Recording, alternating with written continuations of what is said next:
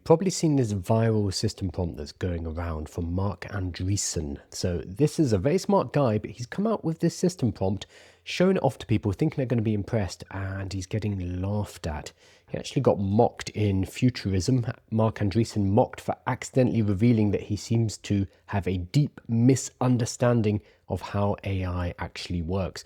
What I'm going to do is I'm going to be a bit more productive. I'm not going to be mean to Marc. He's a very talented, very smart guy. His system prompt is trash though. So what we're going to do is we're going to have a look at that prompt. We're going to work out why it doesn't work and how we can do this better. Because what we're seeing with Marc Andreessen's system prompt here is that he's basically stuck in 2023. He's using some techniques that you've probably seen on Twitter, on Reddit, various different places, which are meant to get the best results out of the AI. And we have moved past that. We are in a different place right now. And a lot of this, if you read it through, will probably make you laugh. He co-founded Netscape. He's a very smart dude. He runs Andreessen Horowitz now. He's worth a couple of $1 billion, so he's not stupid. That's why this system prompt is particularly funny. So let's have a look at it and tell me if you spot what's wrong here. So it starts with, you are a world-class expert in all domains. Strong start. Doesn't work. Does not work. Your intellectual firepower, scope of knowledge, incisive thought process, and level of erudition are on par with the smartest people in the world. This is a bit like starting with a role declaration saying you have an IQ of 10,000. Doesn't work. It's been proven that telling the AI model that it is smarter, telling it that it has a certain role, like you are a doctor, you are a world-class engineer, does not make the results better. Doesn't mean we get rid of the role declaration, as I'll talk about later, because it helps to focus the answer, but it does not make it smarter. So you can't just say to the AI, be smarter. It does not work. Answer with complete, detailed, specific answers. That's fine. Your own work. Good. We like that. Double check all facts, figures, citations, names, dates, and example. Again, this is absolutely fine because it's going to put it into a verification mode afterwards. Don't necessarily need this in your custom system prompt because you don't necessarily need it verifying everything all of the time, but this is okay. We're back onto the bad stuff now. Never hallucinate or make anything up. Mark, that's not how it works. As I covered in a presentation earlier this week, hallucinations are not the AI making stuff up. It's not the AI lying to you, because the AI does not have a big database of facts that it draws on. It is not Google. It is not indexed. Therefore, it does not know when it's hallucinating. So to say to it, do not hallucinate, makes no sense. That will not do anything. If anything, it's just going to tell you, or be more likely to tell you, hey, I didn't hallucinate this, which is actually more dangerous because it could be hallucinating and telling you that it's not. Your tone of voice is precise, not strident or pedantic. That's fine. That's a perfectly okay thing to have in system instruction. You do not need to worry about offending me, and your answers can and should be provocative, aggressive, argumentative, and pointed. Fine. Negative conclusions and bad news are fine. You do not need to be politically correct. That's a weird one because that depends on what you view as politically correct or not. So that's a subjective stance here. Do not provide disclaimers to your answers. Do not inform me about morals and ethics until I specifically ask. You do not need to tell me it is important to consider anything. Terrible prompt. This part here is going to lead ChatGPT or Claude just to bloviate. It's just going to add more padding in order to sound smarter. We don't want our AIs to do that. It's going to waste a lot of tokens, and they are just going to add unnecessary detail, which actually makes it harder to work out whether the answer is useful or not. So I would definitely scrub that line. Now, this last stuff I actually quite like. Never praise my questions or validate my premises before answering. Again, it doesn't know when you're wrong because it does not have absolute truth or fact. So that bit doesn't work. But I like the do not praise my questions. Validate my premise before answering. That is saying, don't be sycophantic. That actually works to a certain extent, and it can at least tone down the amount of overt praise that ChatGPT or Claude will throw at you saying, what a great idea. We don't need that. Do not use phrases like great question, perspective, or any variant. Fine. If I push back on your answer, do not capitulate unless I provide new evidence or a superior argument. Restate your position if your reasoning holds.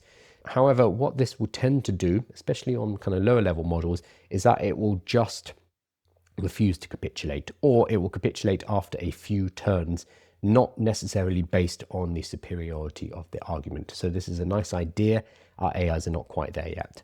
Do not anchor on numbers or estimates I provide. That's a good pointer. Generate your own independently first. I like that. Use explicit confidence levels, high, moderate, low, unknown.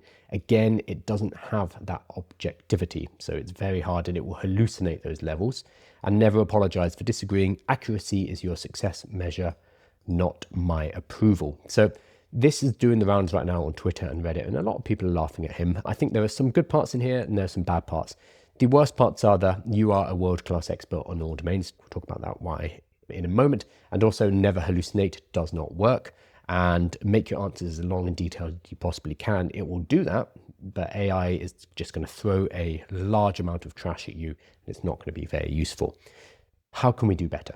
So this is a system prompt specifically, which is slightly different to a conversational prompt, a prompt when we are going back and forward with ChatGPT or with Claude. A normal prompt might be something like, rewrite this email. But it's not stuff that we necessarily need to bake into our system.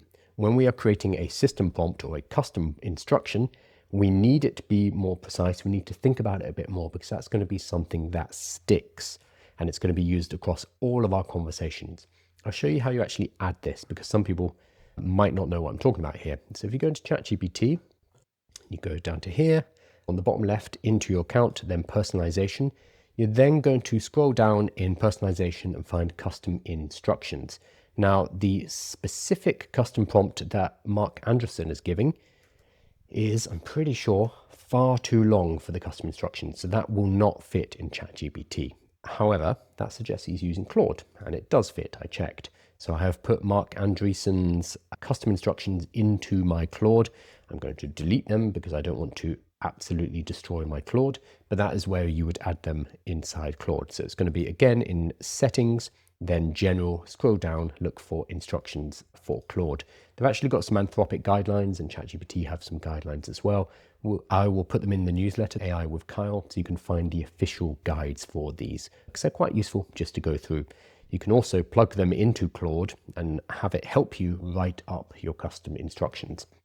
Pretty useful use of artificial intelligence. You can also add custom instructions or system prompts into your projects. So these will be specific to a project, not your entire account. So it allows you to nest instructions. So for this in ChatGPT, you'd create a project, then you click in the top right of your new project, project settings, and then instructions is here. And here you can actually give a full system prompt, much like Marc Andreessen's. So you cannot give it at the account level in ChatGPT, but you can give it at the project level. So this is where this kind of set of instructions lives. So it's different from your normal prompting on the day-to-day. So let's talk about role. The role is what a lot of people for the last couple of years have been adding at the beginning of their system prompts, adding at the beginning of more complicated prompts, where you say, you are a lawyer. Now, it's already been proven that saying act as does not work. So if you say act as a doctor, act as a lawyer, then it will tend to role play, but as a human who is pretending to be a doctor, as a human who is pretending to be a lawyer. And that leads to actually lower results than if you had said nothing at all. What about saying you are a doctor? You are an engineer. Now, telling it that you're the best engineer or telling it that you're the best doctor, which is what Marc Andreessen has done. He said, you are a world-class expert in all domains. Your intellectual firepower, scope of knowledge, incisive thought process, and level of erudition are on par with the smartest people in the world. That does not work. This has been proven in a couple of papers. I'm going to call on Ethan Mollick here. So he says, we tested one of the most common prompting techniques, giving the AI a persona to make it more accurate. It doesn't work. We found that telling the AI you are a great physicist doesn't make it significantly more accurate at answering physics questions, nor does you are a lawyer make it significantly worse. So if you said you are a lawyer and then ask it physics questions, it's still going to get the same level of accuracy as if you said you are a great physicist. This does not mean, and this is the important part, that personas cannot be useful. For example, they change how the AI answers questions, the format of the output, and maybe other factors as well. However, you aren't going to make the AI suddenly more accurate through role playing. So role is still useful because the AI can act as, it can be anything. What you're doing with the role declaration is you are constraining that so that it answers in a certain way, so that it will talk to you using certain language, so that it will go through certain processes. So that can be scrubbed entirely. So just saying you are a world-class expert in all domains is actually further generalizing it. Whereas if you say you are a senior B2B marketing strategist helping a founder turn rough ideas into clear LinkedIn posts, that is constraining its activities. And suddenly it's not going to pull on certain facets and it's going to focus its activity. It does not make it any better. A steering wheel, not an engine upgrade, as ChatGPT has helpfully added here. Adjectives. Just giving the AI adjectives, as Marc Andreessen has done, is not the same as giving it clear instructions. So just telling it to be incisive, erudite, provocative, aggressive, and argumentative won't actually do anything. What you need to do is specify what that means. So you need to give it actual jobs, you need to give it instruction. So rather than just say you are intelligent, you are erudite, you are provocative, you need to tell it what that means in how it actually acts with you back and forward. So better would be something like challenge weak assumptions, separate facts from opinions, give strongest counter-arguments, and recommend practical next steps. These are specific instructions that you're giving to your AI rather than just say, hey, be erudite. Does not work. He has done that further on. So he says things like double check all facts. That is an instruction, much more useful than just saying you are incisive. So change generics into specifics and you're going to get a better result from it. Next up, steps are useful, but forcing it to think isn't always going to be useful. So saying explain your steps, explain your answers step by step, you don't need to do that because most modern models already do that. They already have thinking modes. So if I go into a new chat and I put it in, thinking extended or pro, it's already going to run through a chain of thought. And they've been doing that since we had reasoning models. So since 2024. So previously you would actually say something like, I want you to think step by step, explain your answer step by step, process information step by step. Now you don't need to do that because it is already built into how the reasoning models and how the modern models think. So things like extended and pro are automatically going to do that. And you can also turn on, here we go, extended thinking effort, which is going to run it through a chain of thought process. You can actually see those chains of thought. They hide them, but if you click on this, there we go. When I created this slide document earlier, it thought and created for 10.5 minutes. And this here is the step by step by step by step, which it has gone through. Interestingly, when chain of thought first came out, the closed source models, so OpenAI and ChatGPT, did not show all of this reasoning. They did not show. Instead, it would be like, I'm thinking, and then it would come back with the final answer. The reason is this chain of thought here, this series of steps that it has gone through, can actually be used to distill how the model works, how the model thinks. I'm going to put that in scare quotes. So we think, this is the scuttlebutt anyway, that models like DeepSeek were trained using distillation attacks by looking at the chain of thought to see how it works through those internal processes itself. Interestingly, when DeepSeek came out though, you could actually see the chain of thought. And now in both Claude and in ChatGPT, you can see all of the activity happening behind the scenes, which is fascinating. If you've never clicked on one of these, I definitely recommend it because you can see how it is getting to the conclusion. So this though, process information and explain your answers step by step is no longer needed. It's going to do that anyway. That's just how the more advanced models work. If you're using a free version, if you're using Instant, you might still need to add that. But why are you using those models? If you are doing a hard task, use a better model. You can't spell your way out of hallucinations. You can't just say, do not hallucinate. It does not work. So a couple of days ago, I did a presentation on what AI hallucinations are. I went through some famous examples, how this actually happens, why it's actually part of the mechanism. It's part of how large language models are creative. It's how they work. Talked about the different types of hallucinations. This is all available on AIwithKyle.com, as well as some resources to help you reduce those hallucinations. But the main thing that I wanted to get across is that the AI does not know that it is hallucinating. What a large language model does is it fills in the gaps between its knowledge with things that are probable. It is generating each token based on probability. And if it has a large gap in its knowledge, if it has a large gap in its arguments, it will just fill that space. It does not know what is true and what is false because it is not drawing on a indexed like series of facts. There isn't a big database that it's drawing on where it has true, false, true, false, true, false. That does not exist. So you can't just say to it, hey, stop lying, hey, stop hallucinating, because it does not know it is doing that. So what you can do, and he has done this quite well, is check all facts, figure citations, name dates, and examples, verify your own work. That's fine. That is an instruction. So verify your own work is telling it to do something. It is an indicative instruction. Double check all facts. Again, it is an instruction. This works, but saying never hallucinate or make anything up does not work. Also, if you don't know something, just say so doesn't really work either, because again, it doesn't know what it knows. It's an unknown. So this is not as helpful as it sounds. So better rules would be, if a claim is dependent on certain facts, check a source. Give me a citation. Go and check it. You could say, I want you to find 3 sources for each verifiable claim that you make. So you need to confirm this, belt and braces this. If something is uncertain, label it. Now this works. So if it cannot find a citation, if it cannot find a source for something that it's telling you, then at least it can flag it up and say, hey, this part I'm not so sure about. Maybe we need to look into it more. That would work. If information is missing, say what is missing. Do not invent names, dates, studies, prices, or citations. This is something I actually have in my system prompts because, again, that is a rule. Otherwise, it will go ahead and just make stuff up. So you can say, do not invent it unless you have a citation, unless you have a source, unless you have a reason for doing this. And make sure you cite that and give me the connection with the known fact. But you cannot just say, don't make anything up, do not hallucinate. That is not going to work, sadly.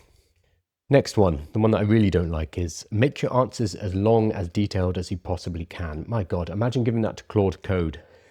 Giving it to Claude Code, putting it on auto mode and letting Claude Code run overnight or for the next couple of days and coming back to a bill of several $1,000s. The AI can and will create as much volume as you want it to. It can create infinitely. So telling it to add as much detail as possible is not actually very useful because it will just pad things out. It's a bit like, I don't know about you, but back in school, remember when you were given an essay and it's like, okay, you need to write a 2,000 word essay. And we would just kind of write to fill the space. It's like, boom, done. I've done 2,000 words. There you go. That doesn't make it good. One of the things that I learned at university was managing to keep essays under a certain amount, because that is going to be far more valuable because it requires, yes, writing the essay, but then editing it down so it's actually useful. If you just tell an AI, write as much as possible, be as detailed as possible, it could go on infinitely and any value is going to be lost amongst just a sea of verbose nonsense. So more detail is not the same as more value. The goal isn't more words, it is better outcomes. So make your answers as long and detailed as possible, which is what Marc Andreessen says is unhelpful. What you can do, again, is you give specific instructions based on your goals. What do you actually want? Think about your end goals. So give enough details for a founder, me, for example, to make a decision. Prioritize practical trade-offs over exhaustive background. That is fine. That is stating what the end goal is. And the end goal shouldn't just be as long as possible because it will be infinitely long. So don't ask for volume, length, or impressive sounding detail. Do ask for things that help you decide, things that give you a clear practical next step, etc., etc. You have to define what that success, what that end goal looks like. So I actually have a prompt engineering framework. It's a very highfalutin way of describing it. It's a communication framework. It's a way of talking to AI. That's mainly what we mean when we talk about prompt engineering. I've actually trademarked a framework called the Risen framework. It was my first ever viral video on TikTok was about this, and it went to 3.5 million views, I think. And half of the comments were like, oh, thanks, this is a really useful framework. Half of them were saying, I love your eyebrows. Did ChatGPT do your eyebrows? Your eyebrows are lush. It was a bizarre weekend having 1,000 people tell me about my eyebrows. But anyway, Vision is a prompt engineering framework. Again, that is a fancy way of saying a way of communicating. Unfortunately, it begins with an R, and I can't pronounce my R's, so it sounds like the Wizen framework, but it is the Risen framework, and it is still applicable. I, every once in a while, go back and I check the actual research, so stuff like this from Ethan Mollick, and see whether this changes the framework. But this framework has stayed pretty much in step with the current recommendations. So R, role. Who should the assistant be for this task? So again, because AI can be anyone, it is useful to constrain it. It's useful to say, actually, I want you to answer like this. This is more for us than it is for the AI. It's not going to make the AI better. So saying to it, you are a world-class expert in all domains will not make it any smarter. But if you say, hey, you are a lawyer, when you are trying to get legal advice, that's going to constrain its language. It's going to constrain the processes and the way that it works with you to make it easier for you to work with the AI. So it's not going to make it better, but it is going to help focus your work with the artificial intelligence. So I still recommend using this. And again, Ethan Mollick says the same thing. He says that doesn't mean personas can't be useful. For example, they change how the AI answers questions, the format of the output, and maybe other factors as well. However, they're not going to make the AI suddenly more accurate. So I still use this personally, and I find it very helpful. Instructions. Now, we've gone through a few of these. Everything here is about giving instructions. So don't just give it adjectives. Don't just say you are smart, you are challenging. You're going to give it specific instructions about how you want it to behave with you. So challenge weak assumptions, that is an instruction. Separate facts from opinions. Give the strongest counterargument. Recommend a practical next step. It needs to have a verb. So don't use adjectives, use verbs. It's going to be much, much more powerful. This is what most people do when they talk to an AI. They give it an instruction, but we're going to pad around it with all of these other facets just to get a better result. Steps or sequence.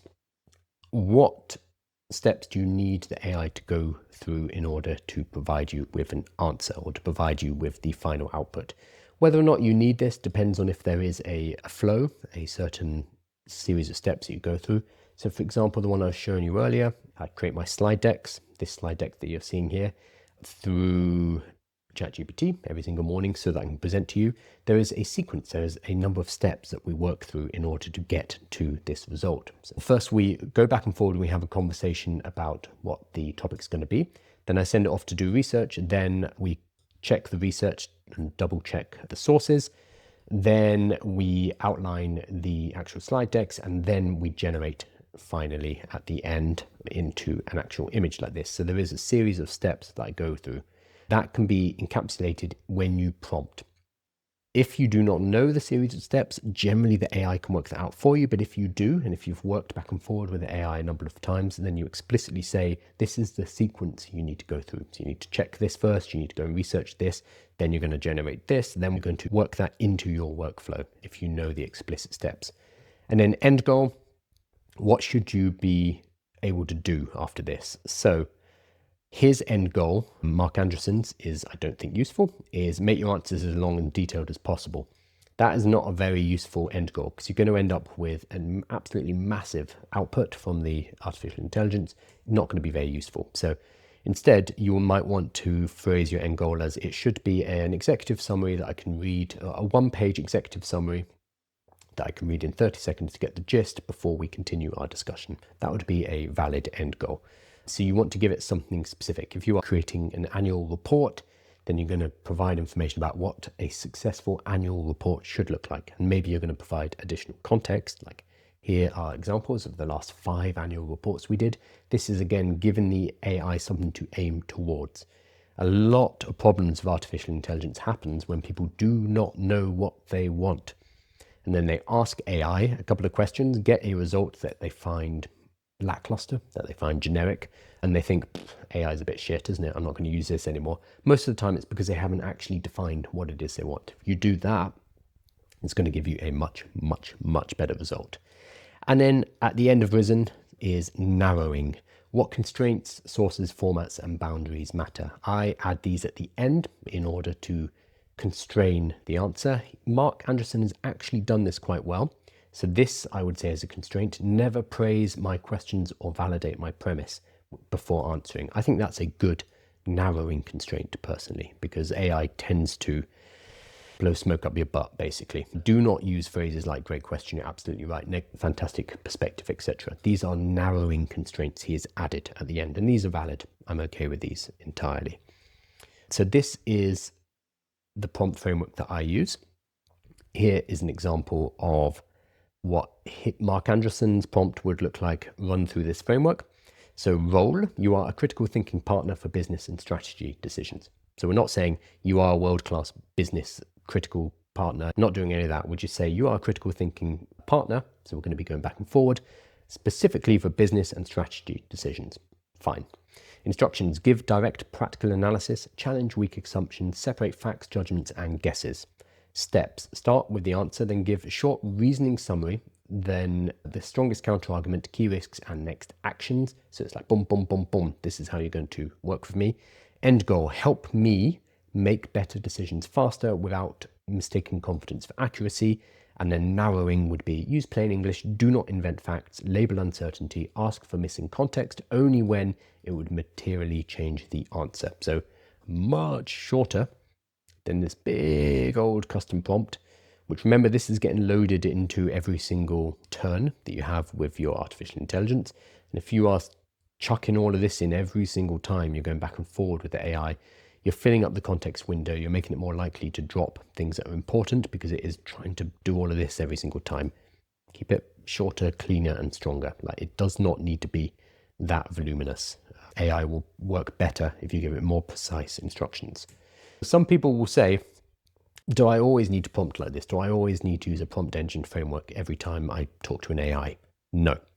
What we are talking about is a system style prompt. It's something that you're going to be reusing. It's something that you're going to build into a project. You're going to build into your workflows. You might put it into a Claude markdown file, or maybe it's sitting inside of your custom instructions inside of ChatGPT or of Claude. It's something that you write once, it becomes an asset, and then it sits in your processes and it's used again and again and again. If you are just talking with Claude, if you're just talking with ChatGPT, most of that is conversational prompting. That is something very different. It's a different level of prompt sophistication. In the same way that if you are working with, think of it this way, you're working with somebody in your office, you have an assistant, for example, and you have a task you want them to do. Let's say you want them to run out and grab some coffees, and you give them the coffee order. The coffee order is just going to be, I want a latte with 1 sugar and oat milk. I want a black Americano, and can you get a double espresso with sugar for Ben or whatever. That is the prompt. That is the instruction you're going to be giving this new personal assistant. That's conversational prompting. You do not need to give them a full step-by-step, blow-by-blow about how to get to the coffee shop, how to hold the coffees, how to interact with the barista, which barista makes the best coffees, how to get things back without dropping them, what is the code to get through the door, etc. But most of the time, we're just doing conversational prompting. We're just giving our coffee order. We're not writing out a whole standard operating procedure, a whole workflow for how to get coffee. So they're two very different things. So no, you don't need to engineer every single conversation. That's overkill. But what we are talking about is Marc Andreessen's current custom AI prompt, which is this very long, not very good 2023 Ask system prompt. What I'm going to do is, if you sign up for the newsletter, so aiwithkyle.com, I will put in a quick start guide that will help you put together a custom prompt. So I will create a prompt that you will use to create prompts, and then it will walk through everything for you so that you can then put it into your ChatGPT or your Claude. So I'm going to show you how to do all of that so that you do not end up with something like this, because this is a mess. And if you put this into your Claude, if you put this into your ChatGPT, it would actually make your results way worse. And we don't want to do that. We want to make our AIs better for everyday life. So I'm going to put together a little resource guide to help you do that. That will be in the newsletter. Or if you're watching this on YouTube later, check the link below this video and there'll be a link directly there. Cool. Thank you so much, everyone, and see you.